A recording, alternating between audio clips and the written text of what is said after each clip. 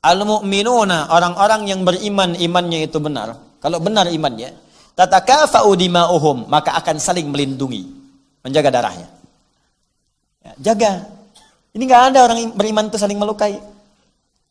Apalagi mohon maaf kemudian saling menumpahkan darah, itu patut dipertanyakan imannya ada di mana itu.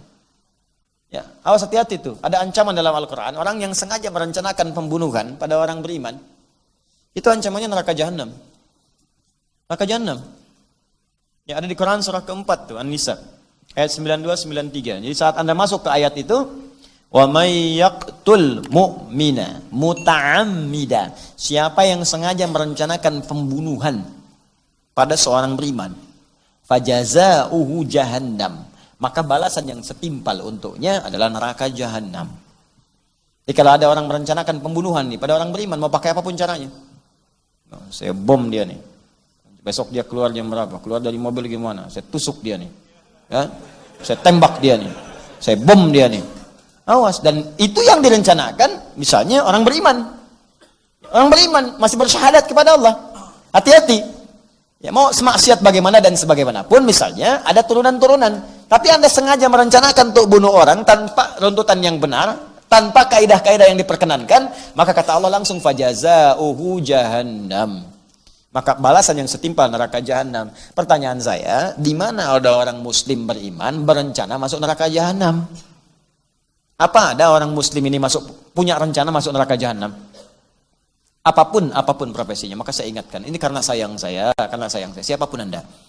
Anda mau penjabat, Anda mau polisi, Anda mau tentara, Anda mau rakyat, hati-hati, jangan sepelekan nyawa. Jangan sepelekan, karena taruhannya neraka. Demi Allah saya katakan, Anda itu wafat Anda, akan meninggal. Sehebat-hebatnya Anda, ragu tembak, ketika mengeksekusi, dan kemudian dia wafat yang ditembak itu, yang menembak pun akan wafat juga. Penjahat yang membunuh, akan dibunuh juga. Jadi jangan pernah menyepelekan nyawa, karena Anda pun akan wafat. Awas, perbedaan itu dari perilaku, yang membunuh dengan yang dibunuh. Ketika yang dibunuh itu wafat dan besok lusa Anda wafat juga, Anda bisa ditertawakan oleh yang dibunuh itu, oleh yang terbunuh. Ente bunuh saya dulu ya, ente mati juga. Ente bunuh saya waktu sholat, ente dibunuh waktu maksiat.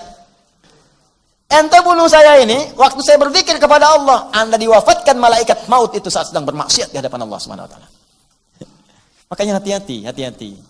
Apapun Anda profesinya, jangan sepelekan nyawa. Karena sekarang ini kayaknya nyawa itu murah sekali. Beda pendapat, tembak orang. Beda pendapat, benturkan orang. Beda pendapat, bunuh. Neraka jahanam. Siapa yang punya cita-cita begitu? Awas. Fajazauhu jahannama. Awas. Khalidan fiha. Kekal di dalam yang akan keluar. Kekal di dalamnya. Wa ghadiballahu alaihi, Allah murka kepadanya. Wa la'anahu, dilaknat dia oleh Allah. Wa 'adda lahu 'adzaban 'azima, dan dijanjikan, janji Allah itu enggak mungkin diingkari. Ya, janji Allah enggak mungkin diingkari. Innallaha la yukhliful mi'ad. Ini kaidahnya. Jadi kaidah janji Allah itu Ali Imran ayat 9. Allah enggak mungkin mengingkari janji. Kalau manusia tidak. Kau yang memulai, kau yang mengingkari. Ya, kau yang memulai, kau yang mengakhiri. Kau yang berjanji, kau yang mengingkari. Jadi manusia itu bisa janji, bisa ingkar, Allah tidak. Begitu berjanji, pasti terjadi. Orang yang sengaja berusaha membunuh orang lain, terbunuh dia dan dia beriman, maka masuk neraka, kekal di dalamnya, lipat ganda. Lipat ganda itu begini, kalau ada orang dilempar misalnya pakai batu, batunya sebesar ini, tutup spidol. Nah, segini ya, tek. Ya sekecil-kecilnya batu jahanam, tembus juga, gitu kan? Tapi yang kalau dilipat gandakan, batunya sebesar masjid nih. Ya udah, mau jadi apa tuh? Nanti lihat. Nah, maka hati-hati. Maka dari itu, saya sampaikan kalimatnya di sini ketika kita baca begini, iyyaka na'budu, coba baca dengan baik, baca dengan hati yang benar. Apakah nun itu sudah kita fungsikan belum dalam kehidupan? Jangan-jangan Pak Ibu, doa itu belum terjawab karena fungsi nun itu belum hadir dalam hidup kita. Anda berdoa tapi seling mencela orang. Di mana fungsi nunnya di situ? Makanya mungkin doa itu belum terjawab tuh karena itu. Anda berdoa di situ, tapi nggak pernah pasrah kita kepada Allah. Mungkin itu yang belum terjawab. Anda berdoa minta, tapi ibadah itu belum semangat untuk jamaah. Mungkin di situ persoalannya. Dipakai nunnya, pakai ilmunya.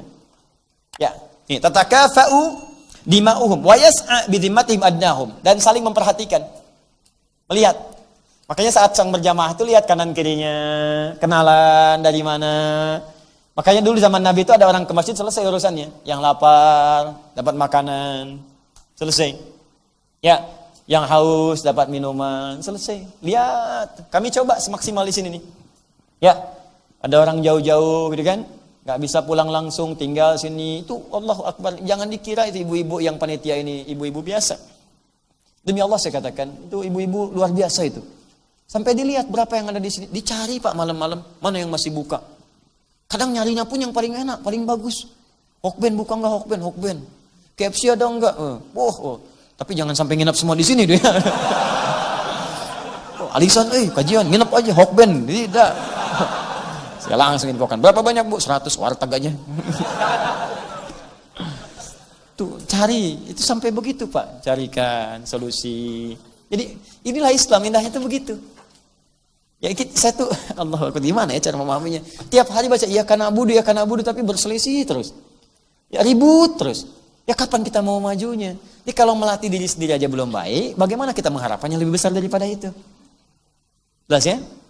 Nah, terakhir, wahum yadun alaman siwahum. Dan mereka itu membela kepada yang yadun itu gambaran di kekuatan, bela, tolong, bantu. Yang lemah kita bantu, kan? Jaga dirinya, lindungi, saling berkasih sayang, itulah Islam. Dan 3 kalimat ini tatakafa'u, ya. Tatakafa'u dima'uhum wa yas'a bidhimmatihim adnahum wa hum yadun 'ala man siwahum. 3 makna ini digambarkan dengan 1 huruf saja oleh Al-Qur'an. Nah, iyyaka na'budu. Jadi kalau benar iyyaka na'budunya, maka muncullah kalimat setelahnya sebagai jawaban. Wa iyyaka nasta'in. Wa iyyaka nasta'in. Kapanpun Anda nasta'in, punya kebutuhan, punya persoalan, punya problem, kalau na'budunya benar, kata Allah, wa iyyaka nasta'in. Katakan, ya Allah, kepadamu saja kami memohonkan segala kebutuhan kami. Maka apa jawab Allah?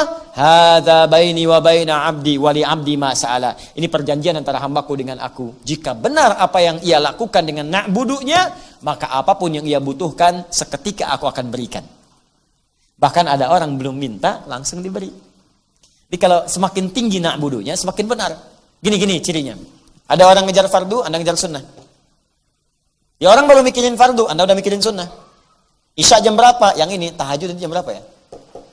Orang nanya Ramadan, kapan Ramadan tahun ini? Dia udah nanya, ayamul bid tanggal berapa jatuhnya? Kapan sunnahnya?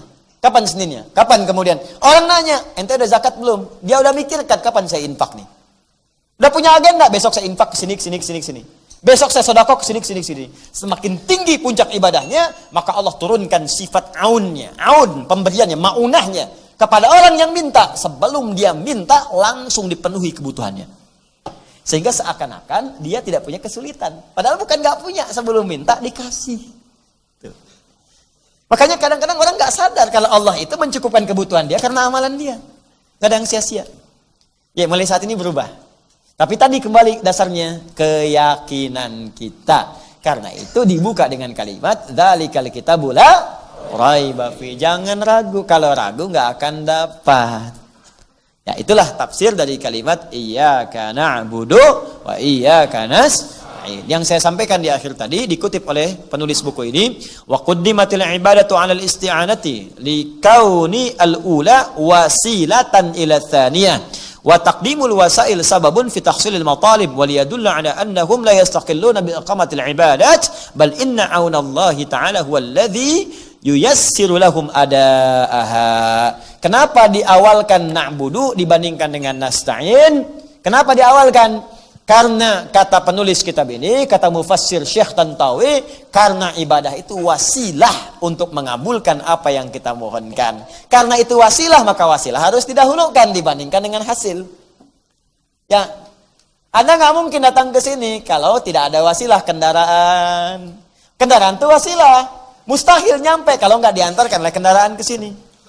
Kaki kita wasilah, kalaupun gak ada kendaraan jalan, wasilahnya jalan. Maka wasilah untuk dijawab permohonan kita, mohon itu nasta'in. Ya Allah minta, wasilahnya apa? Ibadah. Kalau nggak pakai ibadah, mustahil dikabulkan. Karena itu didahulukan ibadah, karena itu wasilah untuk mengabulkan apa yang kita mohonkan.